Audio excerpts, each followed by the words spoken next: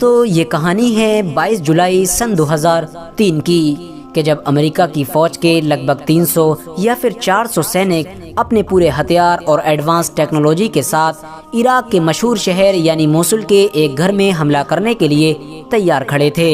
ہتھیاروں سے لیس امریکہ کے یہ طاقتور فوجی عراق کے جس گھر پر حملہ کرنے کے لیے تیار کھڑے تھے اس گھر میں صرف اور صرف 4 لوگ موجود تھے، اور یہ چاروں لوگ کوئی عام انسان نہیں بلکہ اس دور میں امریکہ کے سب سے بڑے دشمن یعنی صدام حسین کے رشتہ دار تھے۔ ان 4 لوگوں میں سے جہاں ایک طرف 2 لوگ تو خود صدام حسین کے ہی بیٹے تھے، جبکہ ایک ان کا گارڈ اور ایک 14 سال کا بچہ بھی موجود تھا۔ 14 سال کا وہ بچہ کوئی اور نہیں بلکہ صدام حسین کے بیٹے یعنی قصی بن صدام حسین کا بیٹا تھا، یعنی رشتے میں صدام حسین کا سگا پوتا تھا۔ دوستو امریکی فوج ان 4 لوگوں کو ایک لمبے وقت سے تلاش کر رہی تھی، لیکن ایک خفیہ مکان میں چھپے ہونے کی وجہ سے امریکی فوج چاہ کر بھی ان 4 کو ڈھونڈنے میں ہمیشہ ناکامیاب رہی تھی، اور آخرکار اپنے ہی کسی انسان کی جاسوسی کی وجہ سے اب امریکی فوج یہ پتہ لگانے میں کامیاب ہو گئی تھی کہ یہ لوگ کس جگہ پر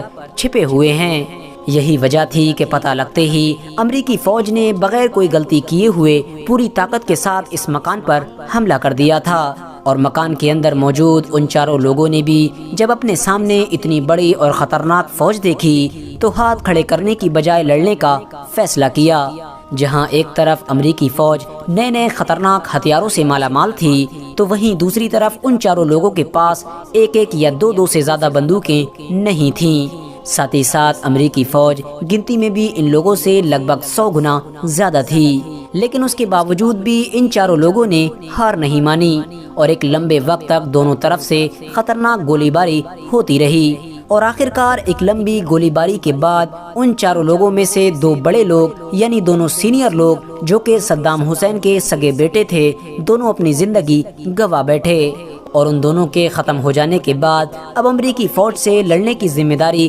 بچے ہوئے ایک گارڈ اور 14 سال کے بچے پر آ گئی تھی، یعنی اب ان دونوں کو ہی اس امریکی فوج سے مقابلہ کرنا تھا۔ لیکن دوستو کچھ وقت کے بعد ہی بچے ہوئے ان 2 لوگوں میں سے بھی اس گارڈ کی موت ہو گئی، جس کی وجہ سے اب اس گھر میں صرف اور صرف ایک 14 سال کا بچہ ہی رہ گیا تھا جو رشتے میں صدام حسین کا سگا پوتا تھا۔ لیکن دوستو ایسے حالات میں اگر کوئی بھی 14 سال کا لڑکا ہوتا تو شاید وہ خوف اور ڈر کی وجہ سے ہی اپنی جان گنوا بیٹھتا، لیکن صدام حسین کا یہ پوتا کہ جسے آج پوری دنیا مصطفیٰ حسین کے نام سے جانتی ہے، اس نے ایسی حالت میں ایسا کام کیا اور ایسی بہادری دکھائی کہ جس کی وجہ سے وہ اتہاس میں ہمیشہ کے لیے مشہور ہو گیا۔ نہ صرف مشہور ہو گیا بلکہ پوری دنیا آج اس کو 20ویں صدی کے سب سے بہادر بچے کے طور پر جانتی ہے، یعنی آج کے دور میں اس کو 20ویں صدی کا سب سے بہادر اور سب سے نڈر بچہ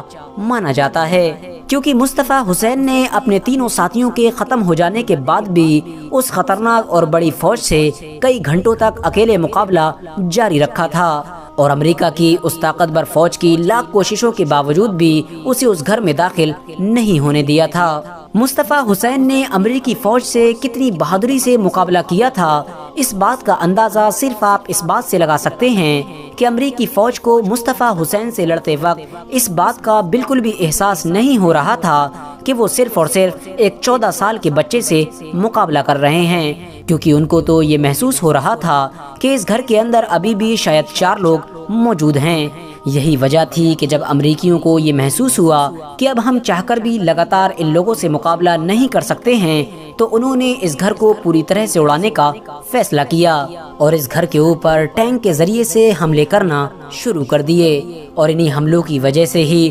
صدام حسین کا صرف 14 سال کا پوتا یعنی مصطفیٰ حسین بھی اپنی جان گنوا بیٹھا اور ہمیشہ کے لیے ہماری اس دنیا کو الوداع کہہ گیا۔ لیکن دوستو اس آپریشن کے پورا ہونے کے بعد جب امریکی فوجیوں کو اس بات کا پتہ لگا کہ ہم لوگ صرف اور صرف 14 سال کے ایک بچے سے مقابلہ کر رہے تھے تو وہ لوگ یہ سن کر حیران ہو گئے۔ نہ صرف وہ لوگ بلکہ اس دور میں پوری دنیا کے ہی ہوش اڑ گئے تھے۔ دنیا بھر کے تمام بڑے نیوز چینلز پر مصطفیٰ حسین کے بارے میں ہی چرچا کی جا رہی تھی۔ یہی وجہ تھی کہ اس دور میں دنیا والوں نے مصطفیٰ حسین کو 20ویں صدی کا سب سے بہادر بچہ مان لیا تھا۔ صرف عام لوگوں نے ہی نہیں بلکہ امریکہ کی نیو یارک ٹائم میں بھی اس سے ریلیٹڈ ایک آرٹیکل چھپا تھا، اور رابرٹ نام کے ایک مشہور مضمون نگار نے لکھا تھا کہ اگر یہ بچہ ہمارے دیش میں ہوتا تو ہم اس بچے کے پورے دیش میں اسٹیچو بنواتے، نہ صرف اسٹیچو بنواتے